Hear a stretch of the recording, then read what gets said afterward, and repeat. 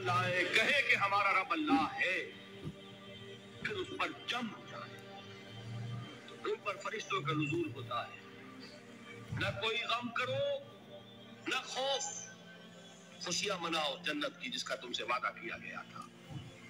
अल्लाह की रबूबियत पर इत्मीनान जब इंसान को हो जाता, मेरा रब अल्लाह है, रब्बी अल्लाह, इंसान के लिए न कोई खटका, न कोई खतरा, न कोई खौफ, न कोई हुजूर। जो कुछ हो रहा है किसके इज़्न से हो रहा है? अल्लाह के इज़्न से। अल्लाह के इज़्न के बगैर पत्ता तक नहीं हिलता। ये कोई अंधा बहरा मादा नहीं है जिससे मुझे कोई खौफ हो। अंधा भैंसा चला रहा हो उससे तो डरने का हर इंसान को डरना चाहिए, न मालूम किसको टक्कर मार दे। लेकिन नहीं, इस कायनात को चलाने वाला एक समी व बसीर खुदा है। वो जो मेरा दोस्त है, मेरा वली है, अल्लाह वलियुल लज़ीना आमनू युखरिजुहुम मिनज़-ज़ुलुमाति इलन-नूर। अल्लाह अहले ईमान का वली है, साथी है, पुष्टपनाह है, मददगार है, हिमायती है। बताइए, इसे यकीन हो जाए कि अल्लाह मेरा मददगार, अल्लाह मेरा मुहाफिज, अल्लाह मेरा पुष्टपनाह, अल्लाह मेरा हिमायती, उसके लिए कोई खौफ होगा? उससे कोई डर होगा? मैं मिसाल दिया करता हूँ एक बहुत सादा, पंजाब के देहात की। तो बड़ा चौधरी है और कोई गरीब किसान है। उस गरीब किसान की के जानवरों को हर वक्त अंदेशा होगा चोरी का। कोई मेरी भैंस खोल कर न ले जाए, कोई मेरा बैल खोल कर न ले जाए। लेकिन जिसके बारे में ये सबको मालूम हो कि वो जो बड़ा चौधरी है वो इसका दोस्त है, उसकी बच्चिया को कोई खौफ होगा? उसकी भैंस पर कोई हाथ डालेगा? उसे कोई अंदेशा होगा? नहीं। क्यों? कि वो बड़ा चौधरी, बड़ा इसका यहाँ का सरदार, जागीरदार, सबको मालूम है वो मेरा दोस्त है, कोई मेरे खिलाफ इक़दाम नहीं कर सकता। इस दुनिया में ये छोटी सी बात अगर आपके दिली इत्मीनान और सुकून का बाइस बन सकती है तो जरा तसव्वुर कीजिए। मैं लफ्ज़ तसव्वुर इस्तेमाल करूंगा सिर्फ इसलिए कि इसका हम जिसको कहते हैं इदराक और शऊर कर नहीं सकते, अगर के साथ कर सकते। अगर यकीन हो कि अल्लाह मेरा मददगार और यकीन हो कि अल्लाह हर आन मेरे साथ है, फिर कोई खौफ, किसका खौफ? कोई शय अल्लाह से बालातर है? कोई कुव्वत उससे ज्यादा ताकतवर है? कोई उसके इरादे को बदलने वाला है? कोई उसकी मशीयत के आड़े आने वाला है? यही बात है जो हुजूर ने फरमाई। ये ईमान का हासिल है लुबे लुबाब कि देखो, अच्छी तरह इस बात को ज़हन नशीन कर लो।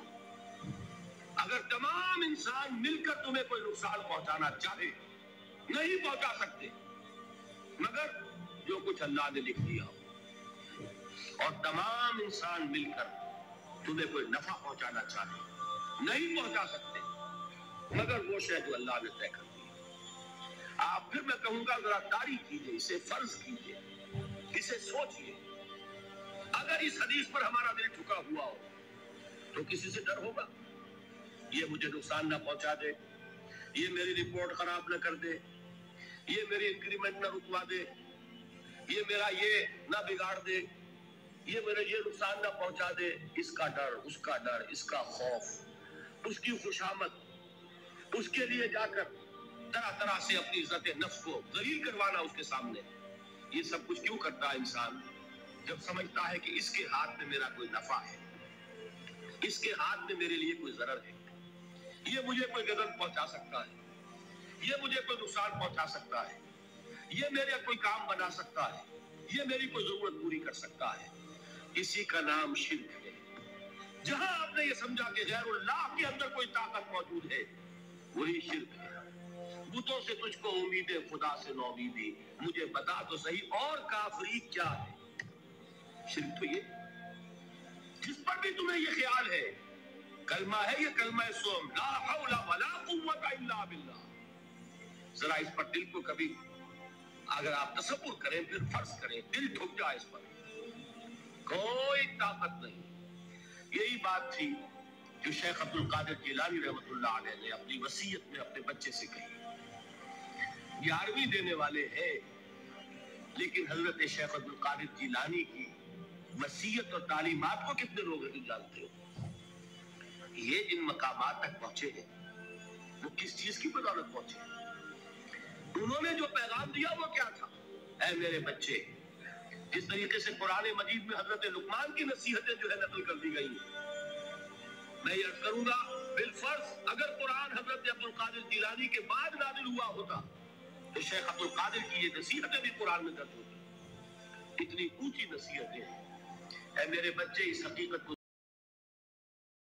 نشین کر لے، لا فاعل فی الحقیقت ولا مؤثر الا اللہ. اس کائنات میں نہ کوئی فاعل حقیقی ہے نہ مؤثر حقیقی ہے سوائے اللہ. کسی شے میں کوئی تاثیر نہیں اگر اللہ نہ چاہے.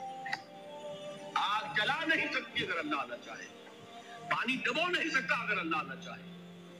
زہر ہلاک نہیں کر سکتا اگر اللہ نہ چاہے. کوئی چیز فائدہ نہیں پہنچا سکتی اگر اللہ نہ چاہے. تو در در پہ کیوں سر جھکاتے ہو؟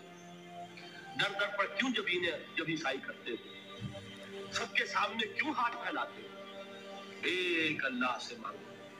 ایک اللہ کے سامنے زمین پر اپنی جبین رکھو. لا فاعل فی الحقیقت ولا مؤثر الا اللہ. نظر آتا ہے ہمیں کہ پانی پیاس بجھا دیتا ہے. پیاس بجھانے کی صلاحیت پانی میں نہیں ہے، اللہ کے اذن سے. کھانا بھوک مٹا دیتا ہے. بھوک مٹانے کی صلاحیت کھانے میں نہیں ہے، اس نے رب نے. دیکھیے یہی یقین تھا. حضرت موسیٰ علیہ السلام کا واقعہ یاد کیجئے. سامنے سمندر آ گیا ہے. قوم دیکھتی ہے پیچھے کہ گرد و غبار کا طوفان ہے. معلوم ہوا کہ فرعون اپنے لشکر سمیت آ گیا ہے. لشکر جب چلتا تھا تیز رفتاری کے ساتھ تو گرد و غبار کا جو طوفان اٹھتا تھا اس کا تصور کیجئے. اور لمحہ بلمحہ وہ قریب آ رہا ہے. پوری قوم نے کیا کہا؟ اے موسیٰ انا لمدرکون. اے موسیٰ ہم کو پکڑے گئے. قرآن مجید میں تو یہاں وہ باتیں نہیں لکھی ہیں، لیکن تورات میں یہ درج ہے کہ بنی اسرائیل جھگڑنے لگے، دست و گریبان ہو گئے موسیٰ کے ساتھ. موسیٰ نے یہاں فرمایا لا کر اس سے تو ہم ہی بہتر تھے. وہاں کھانے کو ملتا تھا، زندگی تو تھی، بیگار ہم کر رہے تھے، موت تو نہیں تھی. اب جو کچھ ہوگا اس کا تصور کرو، جس طریقے سے ہمارے ٹکڑے اڑائے جائیں گے. تو لڑ رہے ہیں حضرت موسیٰ علیہ السلام سے. یہ تورات کی تفصیل ہے. قرآن میں صرف اتنا آیا ہے، پریشان ہو کر انہوں نے کہا انا لمدرکون. موسیٰ ہم تو پکڑے گئے. اس وقت موسیٰ کا جواب کیا ہے؟ کلا ان معی ربی سیہدین. نہیں، میرے ساتھ میرا رب ہے، وہ راستہ دے گا. بتائیے کہاں راستہ نظر آ رہا ہے؟ یہ ہے ایمان بالغیب. راستہ نظر نہ آئے تب اللہ پر یقین ایمان ہے. جیب میں پیسے ہوں اور تب دل کو اطمینان ہے تو ایمان کس پر ہوا؟ پیسے پر، اللہ پر نہیں. جب وسائل و ذرائع نہ ہو اور پھر یقین ہو کہ اللہ مسبب الاسباب ہے، وہ اسباب کا پابند نہیں ہے، وہ اسباب کا محتاج نہیں ہے، اسباب اس کے محتاج ہے. اگر یہ یقین ہے تو اللہ پر ایمان ہے. یہ نہیں ہے تو تمہارا ایمان اسباب پر ہے، وسائل پر ہے، ذرائع پر ہے، مادیات پر ہے، اللہ پر نہیں. اس وقت کہاں راستہ تھا؟ تو راستہ تھا سمندر ہے اور ادھر سے لشکر آ گیا ہے. کلا ان معی ربی سیہدین. اب دیکھیے ایمان کہہ دینا آسان ہے، ہوا معکم اینما کنتم. جہاں کہیں بھی تم ہوتے ہو اللہ تمہارے ساتھ ہوتا ہے. لیکن اس کا یقین قائم ہو جائے تو زمین و آسمان کا فرق ہے.